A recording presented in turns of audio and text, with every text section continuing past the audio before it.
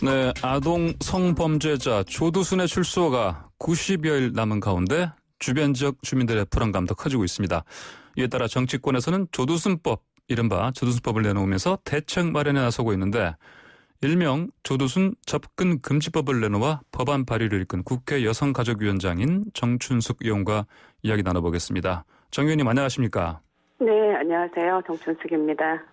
네, 조두순 출소 앞두고 특히 안산 지역이죠. 학부모님들이나 아동 관련 업무 종사자들 불안감이 커질 수밖에 없습니다. 어떤 문제가 가장 크다고 보십니까? 해당 지역 주민들께서 불안해하시는 것은 안타깝지만 충분히 이해가 가능한 일이고요. 제가 작년에 아동 성범죄자 거주 관련해서 법원 자료를 받아서 분석을 했었는데 이 아동 성범죄자의 39% 정도가 출소한 후에 범행을 저질렀던 장소에서 살고 있는 이런 경우가 있습니다. 지금 이제 조두순도 자기가 살던 곳에서 이제 안산에서 살겠다고 이제 얘기를 하고 있는데 문제는 이 사건이 당시에 이제 8살 된 아이를 성폭력하고 영구장애를 입혔던 굉장히 참혹했던 사건이고요. 그래서 우리가 다 기억을 하고 있지 않습니까? 그리고 또 하나는 이제 음주 감경이라든지 이런 문제가 굉장히 대두돼서 처벌이 약했다. 그리고 또 하나는 이제 피해자를 제대로 보호를 못했다. 이런 것들이 이제 겹쳐서 굉장히 여러 가지로 문제가 되고 있죠. 그래서 이제 지금 청와대에서도 국민청원이 있고 이런 상황입니다. 그래서 형량이라든지, 그러니까 예를 들면 경찰에서는 성폭력 특별법으로 위반으로 송치했는데 검찰에서는 형법상 강간치상으로 이제 기소를 하면서 형량이 더 낮아진 이런 문제 있고 또 음주 감경으로 또 형량이 낮아지고 이런 부분이 있어서 사실은 국민들께서 굉장히 불안해하기도 하고 또 분노하기도 하고 이런 두 가지가 다 있는 것 같습니다. 예. 자, 그래서 이 마련하신 법안 조두순 접근 금지법인데 어떤 내용입니까? 주요 뼈대가? 네, 이제 이게 따로 이 접근금지법을 제정하는 건 아니고요. 아동 청소년 성보호에 관한 법률을 이제 개정을 하는 건데요. 먼저 지금 이제 현행법상은 또는 이제 가해자 대리인이 피해 아동의 청소년의 주거나 학교 이런 걸로부터 이제 100m 이내에 접근을 금지하고 있어요. 그런데 이제 이거를 좀 지역이나 어떤 내용을 확대하는 거죠. 그래서 가해자나 또 가해자 대리인이 이 피해 아동의 주거, 학교, 유치원, 아동 활동 시설 이런 것으로부터 1km 이내로 접근할 수 없도록 그렇게 했습니다. 예. 1km 어떤 반경으로 보면 되겠네요. 네네. 그리고 이제 두 번째로는 이제 형량을 좀 올리는 겁니다. 그래서 아동 청소년에 대한 폭행이나 협박에 대한 법정형은 5년 이상의 유기징역에서 7년 이상의 유기징역으로 하한선 높이는 거죠. 그래서 이거는 이제 형법상 성인에 대한 특수강간, 장애인에 대한 강간, 또 친족 강간 이런 경우에 이제 무기 또는 7년 이상 유기징역을 하고 있거든요. 그래서 이제 아동 청소년이라고 하는 이 대상의 취약성, 특수성, 피해의 심각성 이런 거 감안해서 법정형의 하한선을 올리는 거. 그 세 번째로는 이제 피해자를 보호하는 건데요.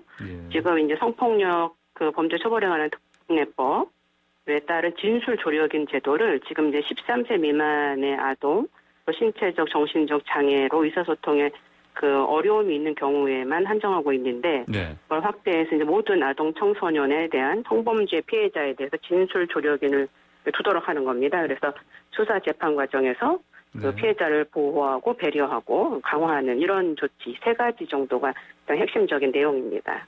특히 세 번째 같은 경우는 어떤 이유에서 이렇게 좀 강화해야 된다고 보십니까? 예, 이거는 이제 지금 이제 13세 미만의 아동이나 혹은 신체적 정신적 장애가 있는 경우 의사소통이나 의사 표현에 있는 경우 이렇게 해서 좀 한정이 되어 있거든요. 근데 이제 이걸 확대한다는 거는 19세 미만의 아동들의 수사, 그다음에 재판 이런 모든 과정에서 이제 전문적인 훈련을 받은 진술 조력인이 도와줄 수 있도록 하는. 그래서 사실은 피해자를 안정시키고 피해자가 제대로 진술할 수 있게 하고 그렇지 않은 경우에는 또 대신해 줄 수도 있는 이런 방식으로 좀 강화하는 겁니다. 예. 자, 조두순 출소까지는 이제 석 달 정도 남았는데 그 전에 법안 통과 가능하다고 보십니까?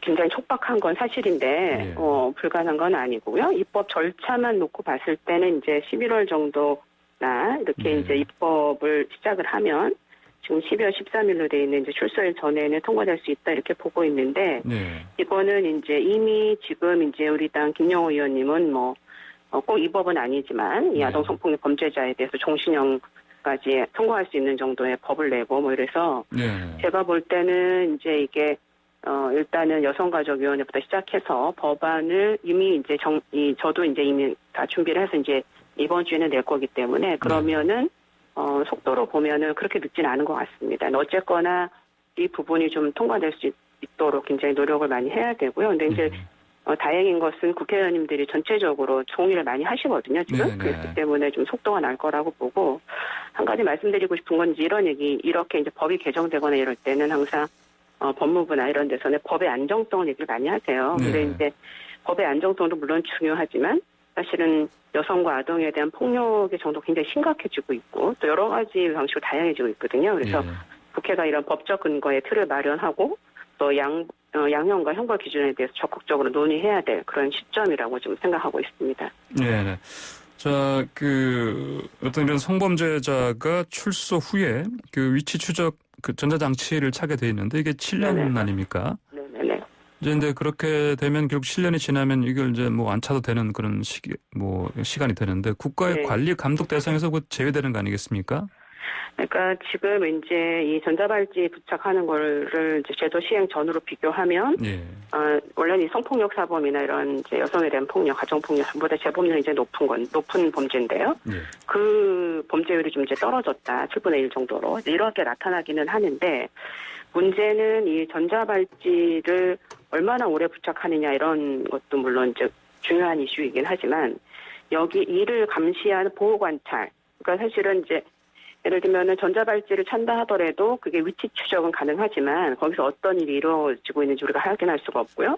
또 이제 안타까운 거는 고층 건물이라든지 이런 경우에는 이제 굉장히 위치 추적이 어려운 상황들이 많이 있습니다. 그래서 전자발찌를 차냐 이런 부분도 중요하지만 이 사람들을 전자발찌를 차면서 관리 감독하는 보호관찰관, 이 부분이 또 강화가 돼야 되거든요. 그래서 사실은 이 보호관찰관의 인력이 굉장히 부족합니다. 그래서, 지금도 이 전자발찌를, 부착하고 있는 사람이 한 3,400명 정도 되는데, 이들을 감독하는 사람이 237명이에요. 그래서 한 사람이 한 15명 정도 이 정도 관리를 하고 있는데, 이제 불러서 뭐 상황도 물어보고 또 뭐 보호도 하고 또 감독도 하고 이런 여러 가지를 한다면 사실은 이게 숫자가 더 많이 늘어나야 한다. 이런 현실적인 어려움이 있습니다. 그래서 전자 감독도 중요한데 뭐 심각한 경우에는 외출 제한이나 이런 것들도 같이 고려해야 되는 거 아니냐. 자택에 대해서 살펴보거나 이런 여러 가지 방식이 좀 필요한 그런 상황입니다, 지금. 네. 이제 말씀하신 보호관찰관 인력 늘리는 문제는 사실 이전에도 시도를 했다가 좀 무산되지 않았습니까? 그러니까 인력을 사실은 늘리는 거가 되게 어려운 문제죠. 어려운 문제인데 이 보호관찰관의 인력이 부족하다는 거는 꼭 이 성폭력 범죄뿐만 아니라 청소년 범죄라든지 보호관찰의 대상과 인력을 굉장히 적은 것이 현실이거든요. 그래서 이 부분은 앞으로 사실은 지금 이제 많은 곳에서 얘기하는 게 이 법정형을 올리는 것도 중요하지만 이 어떤 실효성을 담보하는 거 이런 게 굉장히 중요하다고 얘기를 하고 있는 측면에서 봐도 사실은 보호관찰관을 늘려서 형벌의 그 실효성을 담보하게 하는 게 굉장히 중요합니다. 그래서 이거는 잘 이루어지고 있지 않지만 그럼에도 불구하고 계속적으로 요구하고 만들어내야 되는 과제이기도 합니다. 네, 그러니까 조두순의 출소 이후에 어떤 주변 주민들이 불안해하는 그 부분도 해소하려면 바로 이 부분에서 아주 시급한 네, 그래서 지금 뭐 안산에서도 뭐 방범 취약지구 64곳에 감시 카메라를 더 200대 이상 설치하겠다. 또 경찰에서 전담팀 한 대 팀을 더 배치를 하겠다. 그래서 이제 조두순을 24시간 감시한다 이런 얘기하고 있고 안산 보호관찰소 같은 경우에도 감독 인력을 2명에서 4명으로 늘리고 그래서 전자장치를 통한 감독뿐만 아니라 보호관찰 이 부분을 또 강화하겠다 이렇게 얘기를 하고 있어서 사실은 지역 주민이 느끼시는 그런 불안감을 해소하기 위한 여러 가지 이제 작업을 하고 있는데 이 조두순뿐만 아니라 아동 성폭력 관련한 이 고위험자에 대한 보호관찰이 굉장히 강화돼야 되는 게 네. 진짜 필요한 과제입니다. 네, 항상 이렇게 인력을 늘리는 이제 어떤 문제가 생기면 보통 기획조정부에서 보통 이런 부분을 그렇죠. 어렵습니다. 네, 조정을 해버려서 문제가 생기는데 예, 정부에서도 이런 부분 문제 심각성을 더 잘 깨닫고 협조를 해줬으면 좋겠네요. 네. 예, 자 다른 주제 짚어보겠습니다. 여성 대상 폭행 사건이 최근 꾸준히 증가하고 있다던데 어떤 정도입니까?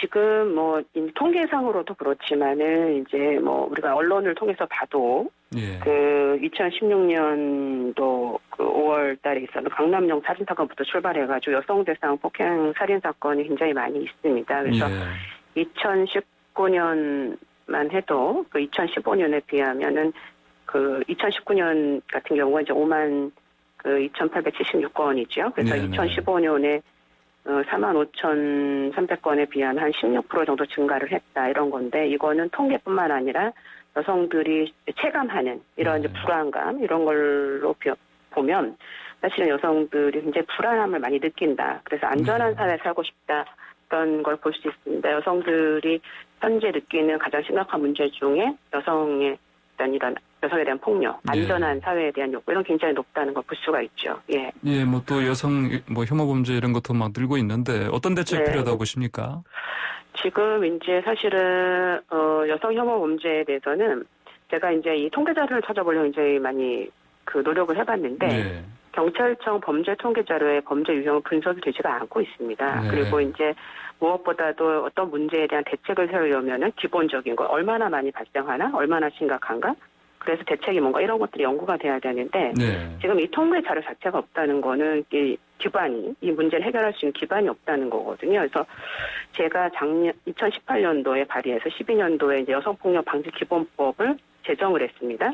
그 법안에 보면 여성폭력 발생 현황 등에 대한 통계를 체계적으로 관리해야 하고 또 이거를 정기적으로 수집하고 산출하고 공표할 수 있도록 이렇게 되어 있는데 아직 진도가 조금 느린 것 같아요. 그래서 이 여성폭력 관련 통계가 만들어져야 되는 게 가장 1번이고요. 그 다음에 이제 두 번째로는 아까도 말씀드렸지만 이 새로운 법률적인 접근들이 필요합니다. 그러니까 법의 안정성을 주로 많이 얘기했다면 이제는 우리가 디지털 성폭력 범죄에서 볼 수 있는 것처럼 새로운 유형의 범죄가 많이 발생하고 있고 피해자들이 굉장히 참혹한 피해를 많이 겪는 걸로 보면 사실은 이제는 여성에 대한 폭력 문제에 대해서 굉장히 전향적이고 적극적이고 새로운 접근이 필요하다. 이제 그런 생각이 듭니다. 그래서 법무부나 경찰청 이런 데 적극적으로 나서줘야 한다. 이런 생각이 좀 듭니다. 자, 그러면 이제 관련 법 체계를 개선해야 되는데. 그럼 이제 국회에서 의원들의 이른바 성인지 감수성 이런 부분 매우 중요하지 않겠습니까? 그래서 사실 최근에 일련 사건들을 보면 또 민주당 내에서 이런 부분에 대해서는 좀 뭔가 부족한 부분이 있지 않은가 이런 지적들이 있습니다. 어떤 변화가 필요하다고 보십니까? 우리 당내에서 여러 가지 있는 그런 성범죄 관련 범죄들에 대해서 굉장히 죄송스럽게 생각하고요. 전 세상이 우리 사회가 변하는 속도에 비하면 이 정치권이 참 늦다 이런 생각이 좀 듭니다. 그래서 이거는 사실은 이제 이 정치나 국회도 마찬가지긴 합니다만 굉장히 대부분이 다 남성들이잖아요. 남성 위주의 어떤 질서, 위계 질서 이런 것들이 굉장히 많이 있고, 그 다음에 우리가 이제 전체적으로 성폭력 문제라든지 여성 차별에 대한 혹은 평등에 대한 부분을 깊이 있게 배우거나 돌아볼 만한 그런 계기가 굉장히 적었죠. 근데 이제는 굉장히 좀 달라졌거든요. 그래서 이 가부장적의 문화, 남성 중심의 질서, 이런 부분들에 대한 새로운 인식과 변화가 굉장히 필요하고 말씀하신 대로 우리 당에서는 이제 그동안의 여러 문제들에 대해서 굉장히 심각하게 생각하고 있고요. 그래서 이번에 이제 당교들을 많이 개정을 하면서 이 성폭력 범죄를 저지른 사람에 대해서 강력하게 대응하는 그래서 이제 무관용의 원칙을 세운다 이런 부분들. 그 다음에 이제 지금 보시면은 젠더폭력 신고 상담센터를 상설화하고, 그러니까는 세 가지 분야라고 보시면 됩니다. 하나는 이 가해자에 대한 처벌이 분명해서 이 부분을 우리가 용납하지 않는다. 그게 이제 무관용의 원칙이고, 피해자 보호에 대해서는 이제 상담소라든지 이런 걸 상설화하고, 그다음에 재발 방지 측면에서 본다면은 그동안에는 뭐 그냥 선출직만 이렇게 이제 뭐 그 선거 전에 교육을 받고 이렇게 성폭력 등 교육을 받고 이렇게 했지만 이번에는 1년에 한 번씩 선출직 그다음에 당직자 이런 사람들은 1년에 한 번씩 교육을 받아서 의식을 변화시키는 이런 부분들이 같이 지금 이제 마련이 돼 있습니다. 무엇보다도 사실은 이런 성폭력 혹은 성차별, 여성에 대한 뭐 폭력 문제가 우리 사회가 앞으로 지속 가능한 세상을 원한다고 한다면 네. 사실 우리가 반드시 해결해야 될 네. 핵심적인 문제 중에 하나다. 이런 굉장히 인식이 필요합니다. 네, 알겠습니다. 오늘 말씀 저 여기까지 듣겠습니다. 감사합니다. 네, 감사합니다. 네, 지금까지 더불어민주당 정춘석 의원과 함께했습니다.